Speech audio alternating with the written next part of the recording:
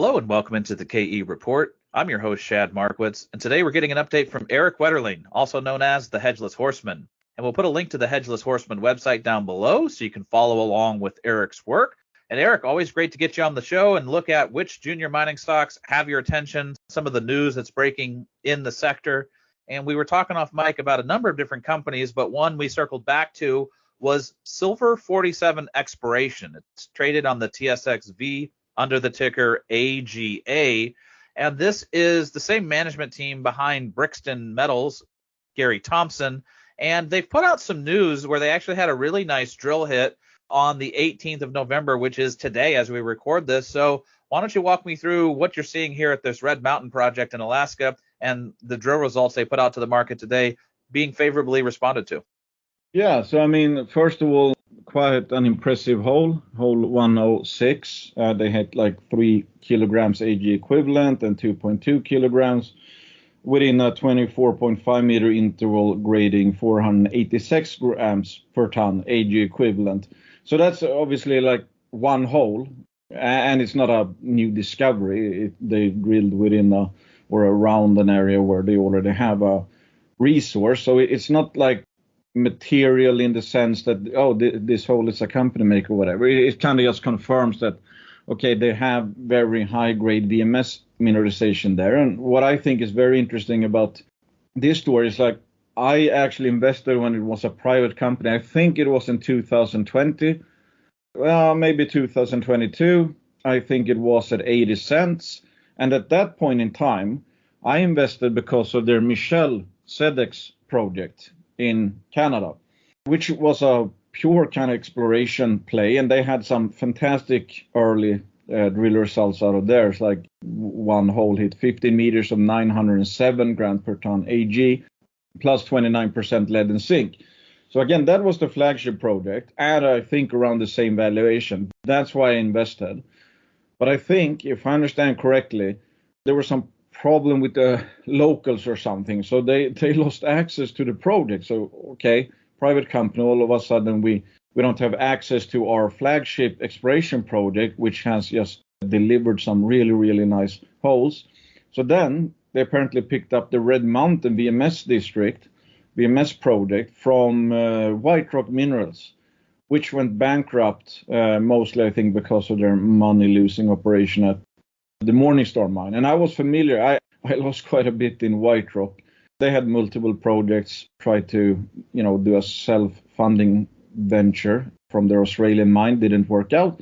So I assumed they got it at fire sale prices, basically. And it's a very nice project. I mean, it already has 168.6 million ounces AG equivalent. And they have a lot of exploration potential if you look in the presentation, for example. So the way I look at it now, it's like, okay, now they have a new flagship project with quite a bit of margin of safety, even though it probably needs to be a bit bigger to actually warrant development there because it's somewhat remote in Alaska. But still, I mean, and I don't know, I have a sense that they can also get access back to Michel. So I mean, the best case scenario would be that they get the old flagship project back. Well, they get access to it so they can, if they want to, keep drilling that, and that underpinned, at the time at least, this very valuation. And now they have Red Mountain, which has huge exploration potential as well, and already a big resource. So I mean, there's not a lot of silver juniors that I like, but I actually like this one. Well, it is interesting. A company like this where they actually have 3 projects. They have the Michel project you've referenced. They also have Adams Plateau in British Columbia. Both of those are SEDEX deposits. This Red Mountain project, it's a VMS type of mineralization. So it's got the silver, gold, zinc, and copper. So kind of a polymetallic. Now, do you like something like this where a junior gets a project from a distressed other junior? So when White Rock went under, they were able to probably pick this up for pennies on the dollar, but they're getting the advantage of all the work that was previously done. So they're not drilling blindly. And like you say, there's already a lot of historic work done on this project. So do you like that kind of a model where a junior, basically one man's trash is another man's treasure? Yeah, I mean, I think that's how a lot of, I'm thinking of some known billionaires or, groups out there. I mean, how do you typically make a lot of money? It's like, okay, Sure, if you do a discovery, that's one thing, but you have some of the, let's say, smart money. They do this kind of stuff where it's like some company goes bankrupt, somebody picks it up, or when, Barrick was shedding assets, let's say the depths of the bear markets where they had to do fire sale prices because they were going bankrupt. So, then you can pretty much steal value. To be honest, right now in the entire junior space, you can steal value, but that's what they're doing. It's like buying as low as possible, fire sale prices. And if you buy something really cheap in absolute terms and it's worthless, then you just bought low, but you didn't really buy cheap. But to buy a project like this with a resource this big, with these grades and this amount of targets, and they're kind of showing with this drilling how good the mineralization can be. Yeah, I think they did a spectacular pickup here actually, and I would say Red Mountain is probably better looking than Michelle. And again, I paid up for Michelle, so I think it's actually a better story now than when I bought in. Yeah, they got a couple different projects, a couple different swings at the pinata, but this Red Mountain project clearly moving into their flagship category here, and that's where it's getting the lion's share of the exploration work. So we'll keep following along. It's kind of a new company that we haven't talked about on the show before, Silver47. Let's pivot over to one that we've talked about in the past, but it's been a long time, and that's Callinex Mines. It's traded on the TSXV under the ticker ZnEq. Now, they have their Pine Bay project in Manitoba in the Flin Flon area. And if I remember back correctly, this is a polymetallic project as well, but they are pretty close to where Hudbay had their 777 mine and mill, and that project ran out of ore. And I think the town of Flin Flon now is in a little bit of a disarray in that they have a lot of workers there that are trained and skilled in mining, and they just need feed for that. Is that still the way that the company is looking at it? As if they can develop and explore something of significance, it could be a natural fit for that nearby Hudbay processing center? What is your takeaway on Callinex Mines? One would think so, given that, as you say, they have a processing facility over there at the 777 mine, and that shut down in 2022. And they have reclamation costs and all that. So it's like there's hundreds of millions of sunk costs over there. And wouldn't you want to basically use those hundreds of millions of sunk costs and make some more money on it? I would think so. So it's like that's what I kind of like about this story. It's like the context here in Manitoba, infrastructure is superb. They're very close to a hungry mill that's just now, or last 2 years, that's been sat idle, and you have a workforce that would probably rather work at this particular place instead of going to wherever the mines are in the area, where they have to, according to Callinex CEO, they have to do 2 weeks on, 2 weeks off. If there was a mining project here at Pine Bay, which is not far away at all from Flin Flon, they could work from home. I think a lot of workers would prefer that. And there's also, kind of advanced from a permitting perspective, the Rainbow deposit, for example, which shows around 5 million tons of high-grade polymetallic and copper-rich mineralization, that falls in a mineral lease. So I don't think, given, again, the context, like what the locals would want, the fact that there's a mill there, the fact that the infrastructure and everything is there, and how pretty advanced it is in permitting. So I would actually be kind of surprised if they didn't get a mine out of Callinex project. And the big thing for me is, like, I didn't know much about Callinex, but I met their CEO, and he's, I think, the biggest shareholder, and his family owns a lot of stock as well. Insiders own like 23%. You can tell he's a very hardworking man with obviously incentive to really get a big payday one day. So they're currently drilling relatively new discovery, Descendant, and that's kind of seems to be the big whopper target with alteration halo that's like 10 times larger than what they have at Rainbow, where there's already 5 million tons and it's open at depth. So it's like, this story is kind of getting interesting. I've already taken a starter position because at 20 million market cap, I don't think it's, I think it's cheap. I like the, jurisdiction, the context, the infrastructure, yada, yada, low, in my opinion, threshold for critical success. Maybe the critical success is actually there, just from Rainbow. But when you have that like added descendant behemoth, then it's like, okay, if they probably already have something that's worth mining and could very much become a mine given the situation, then you have a lot of upside potential from the descendant target. Because if they hit, and I think they're drilling right now a deeper hole. They've already hit mineralization. They're looking for the high grade core. And I mean, this could be a really big discovery if they nail it. But again, if they don't nail it immediately, it's not like, oh, then we have nothing. They have more targets, and the rainbow deposit is open to depth. So I see it as like relatively low risk, but with high upside. Yeah, and it looks like they have a lot of targets to still go after that they haven't even drilled yet. So in looking at some of the discovery hole results, a lot of the action was, like you say, at Rainbow, also that their Pine Bay and Alchemist deposits. But this descendant area is kind of a new area that they're getting excited about. But they also have all these targets that are basically like different gods from different religions. You've got Ra in there, you've got Poseidon in there, you've got Odin in there, as other target areas that they highlight that are going to get some drilling in 2024 or moving into next year. So I guess is the play here to see if some of these other deposits can really bulk up, or is it more of trying to make a new discovery? What do you think moves the needle for Callinex?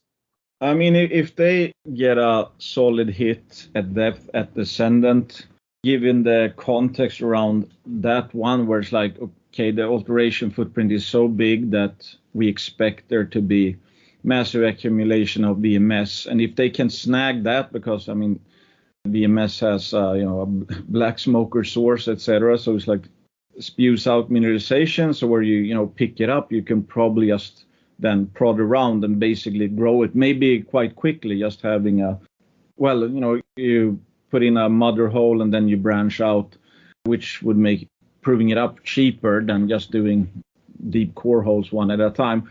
So I mean, that's what I'm looking at right now. I mean, literally, if they get a good hit in this, I think the story could kind of change overnight, because I think if enough people follow the story and know about story, they kind of have an idea how big it could be to find a high grade core, because you then assume that it's attached to something quite large, possibly. But if not, I mean, yes, they could keep on drilling Rainbow, whatever. But I think it just makes sense. I mean, they've already hit the descendant. They have, like 2.5 meters of 1.64% copper, 0.9 to 2 grams per ton AU and silver and zinc. So it's like there's something there. But where is the high grade portion of the deposit? And if they snag that, I mean, these kind of deposits in this area, I mean, they can be really, really deep. So again, my hope is that they absolutely nail one hole here, and that's the start of proving up something that is many times larger than Rainbow. If that doesn't work out, I mean, I think it's first of all hard to kill it just from, let's say, one or two holes anyway. But it's like, okay, then they will need to raise money, of course, and then they have to decide, do we do more deep drilling here, or do we go after maybe lower hanging fruit like proving up Rainbow or testing some other targets which might be more shallow. I think they have some flexibility, but it's just that this descendant hole that's being drilled right now, I think that has the potential to really change the story, because I think if they get something good, I think that's going to get all the focus. All right, well, we'll keep following along with Callinex Mines. It seems like a story that's getting some traction now as far as their exploration, and it does seem like a natural fit in the Flin area to be a source of material to reactivate that 777 processing center nearby, help the town out, but there's a lot of skilled workers there that I'm sure would appreciate this resource continuing to grow. One other company we do want to fit in, though, and it's something we talked about off mic, I think we both have positions in this company, is I80 Gold, traded on the TSX under the ticker IAU, and on the NYSE American under the ticker IAUX. Now, last week, this was one that got a lot of attention, Erik, because there was a sucker punch news release that came out to the market about restructuring the balance sheet of the company and the new management team kind of looking at things a little differently. And for people not familiar with this, I80 Gold has about 14.5 million ounces of gold in Nevada, 100 million ounces of silver, which in and of itself could be its own silver junior company. They have an autoclave that they got from Nevada Gold Mines, which is the JV between Barrick, and Newmont that can process refractory ore. The old CEO, Ewan Downey, mentioned that that would go for about $1.2 billion in today's money if you wanted to build it, not to mention permit it and get it in place. And then they have the Ruby Hill Processing Center, which is set up for gold. But the idea, when I last talked to management, it was the end of last year, was to retrofit the Ruby Hill Processing Center to deal with the polymetallic side of things that they're finding at Ruby Hill at their Hilltop and Blackjack areas. And they also bought a company, Paycore Metals, for their FAD deposit, FAD, and that was also polymetallic. And the idea of the company, at least last year at this time of year, was to bring in a strategic partner to help them develop the polymetallic. That was going to bring a lot of money into the company to help them continue to work on the gold side of Ruby Hill. And then they were going to be going into production at Granite Creek, one of their other projects, doing toll milling with Nevada Gold Mines to get some organic revenues going in. Well, fast forward a year later, and the company raised $115 million in May. Never said anything about the JV partner coming in until this press release that came out last week, where they're basically saying they're not going to do the Ruby Hill base metal joint venture now. They've decided that the price of gold in Ruby Hill would be too valuable to leave, but a lot of people have been waiting for half a year to find out what was going on with that, and now they're restructuring the company, and after raising $115 million and I think $1.65 per unit, the stock is trading at 62 cents. Now, it was down closer to 48 cents just last week. It's getting a nice bounce today. But Erik, what do you make of, I guess, the slow motion train wreck that has been I-80 Gold over the last week or two? Yeah, so I mean, it's really not something this sector needs. I mean, there's been quite a few more stores than you would want that have, well, came out with negative surprises. And in this type of environment, despite gold being where it is, typically, if you put out good news, you might get rewarded, maybe not, and it might be from a very low level to begin with. But if you come out with bad news, you typically get absolutely slaughtered. And this kind of more feed for the people who like, oh, you shouldn't invest in juniors because they will suck and they only surprises or to the downside. I mean, I think I-80 has been somewhat of an enigma because, like, we've been talking before, sunk costs. And it's like, if we're talking sunk costs, I-80 Gold must be very much up there for a junior that's at least not in production. I mean, I don't know how many projects they have. They've drilled up so many ounces of gold, so many ounces of silver. They have an autoclave. I think they have permitted like heap leach facility or something at one of their projects. I don't remember which it is. So it's like quite advanced from permitting. They have a huge inventory of gold and silver. They have a huge sunk cost in processing facilities. And it's like they have several projects that look either, good or very good. And they have been putting out a bunch of good drill results over the last few years. So it's kind of surprising in a sense to be here, but I guess they kind of bit off more than they could chew, that they were advancing, let's say, 4 projects or whatever, and they were supposed to have some small scale production. And I mean, if they can get self-funding, I mean, that's going to make it easier, especially since they have, around 200 million CAD or something in debt. But when they can't do that and they're, spending money on 4 projects, and you're not going to get the value. I mean, if you spend one amount of money on one project, a flagship project, you're going to get much more for that than if you spend it across 4 projects, because that's how this sector works. Typically fixates on one asset or one theme within a company. So what's happening there is what's going to dictate the value. So if you're spending on 4 different projects and you don't have a way of like monetizing that. I mean, if they had some kind of free cash flow production and they could kind of finance the next build, whatever. I mean, sooner or later, it would matter that they proved up, let's say, 4 deposits, because they would be in production. And at that point in time, obviously, everybody can read a cash flow statement. So then the sum of the parts, or the parts, make up a new sum. But what they've been stuck in is like, I don't know, kind of dilution hell with debt, and things haven't really worked out, and it didn't get that earning or whatever it was going to be that would take some pressure off the balance sheet. And yeah, I mean, the production doesn't seem to be working as either. So it's just a bit bizarre almost to see. It's like you have several good assets, but from a stock point of view right now and corporate standpoint, it's like a shit show. Well, and Erik, I interviewed the CEO at the time, Ewan Downey, in December of last year, and the company was projecting 50,000 ounces of production this year, mostly from Granite Creek. They thought that maybe by the end of the year they could actually start taking a little bit of gold from Ruby Hill. But when you look at the second quarter numbers, we don't really have the third quarter numbers yet, but the second quarter numbers year to date in August, when they put out that news, it was on August the 12th, they had produced 4,122 ounces. In the second quarter, they only produced 1,636 ounces. If you're going to produce 50,000 ounces in a year, then you need to be putting out 12,500 ounces per quarter, not 1,600 ounces per quarter. And if you put out 4,000 up till August, you really need to do 46,000 ounces in the last half of the year. I don't see how that's even possible at this point. And then their goal was to get to 100,000 ounces next year by getting down into that South Pacific zone at Granite Creek, but also maybe augmenting again with some of the Ruby Hill gold. So now in this latest press release that came out last week, the company is saying they envision a two-step recapitalization process. First one is basically getting to free cash flow with their production, which it doesn't look like they're very close to that at this point.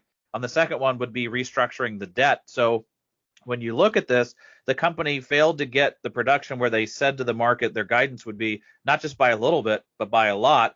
The debt monkey on their back is heavy, but then also they never brought that JV partner in, and apparently now are going to defer that because they think the polymetallic is on the back burner. A lot of the action in the stock was on the success of the polymetallic drilling, again, at Hilltop and Blackjack, and then they bought FAD from Paycore because of the polymetallic. So to shelf it now seems like they're walking back every area, the ability to pay for the debt, the ability to produce like they stated, and the ability to move forward with the polymetallic. Do you think it's too big of an obstacle to overcome at this point? I don't want to say too much because I'm certainly not a debt expert or a capital markets expert, which is what makes this kind of hard, I was going to say, because if you just look at the asset base, it looks clearly undervalued, I would say, at today's metal prices.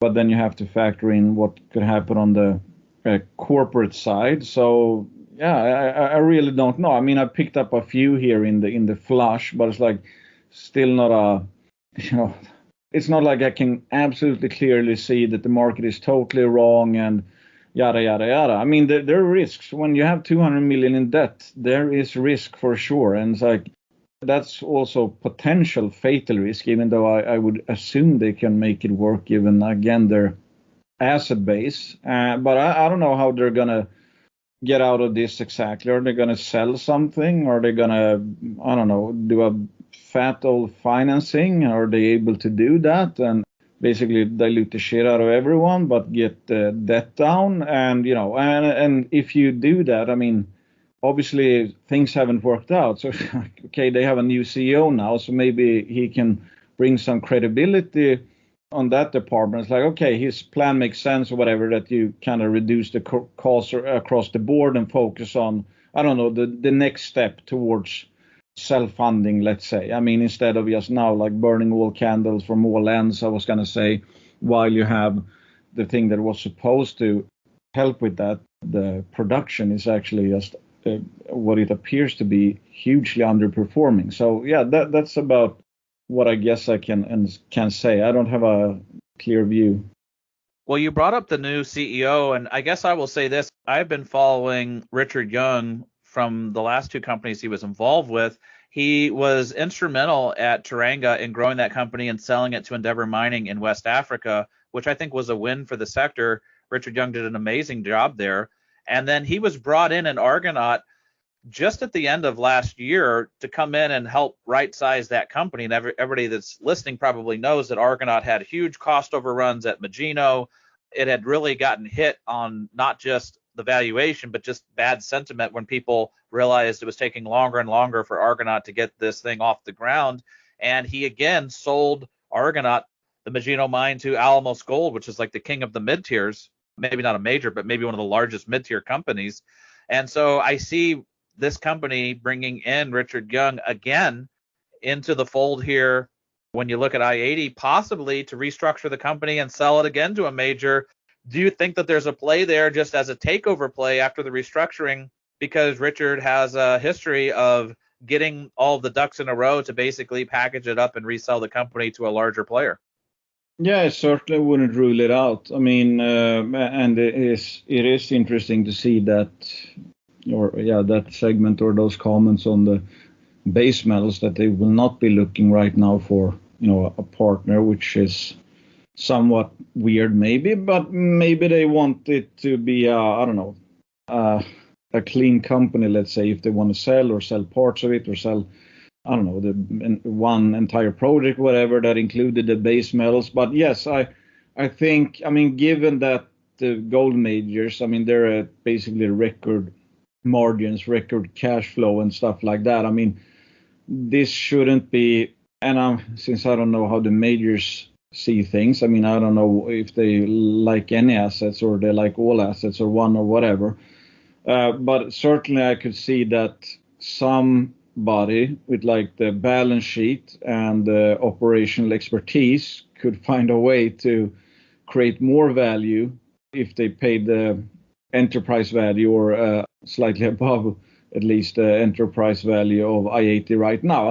That's just my gut feeling. I have a hard time seeing that the asset base is not cheap, even if you factor in the debt, especially again at today's gold prices and the obvious exploration potential and sunk costs or whatever. So I guess that might be my base case, actually, that they're going to package it up and actually sell it. Otherwise, they obviously have to do a lot of work to steer the ship right. All right. Well, we'll keep following along. At least it's an interesting story, I-80. Maybe not the most positive for investors and longtime shareholders, but possibly an opportunity if people believe Richard Young and the team can get the ship turned around and possibly find a way to monetize one asset or parts of the assets, or at least recapitalize the company. We'll keep following along with the exploration work that Silver47 and Callinex Mines is doing. So I appreciate you highlighting both of those companies. And if people like getting Erik's thoughts and want to follow along with what's on his radar, definitely click on the link below this interview. It takes you over to thehedgelesshorseman.com, so you can follow along with all of Erik's writing and the videos that he makes on the sector. And Erik, until the next time, looking forward to our next conversation. The same. Thanks, Chad. And as always, consider me biased. I own shares of all companies mentioned.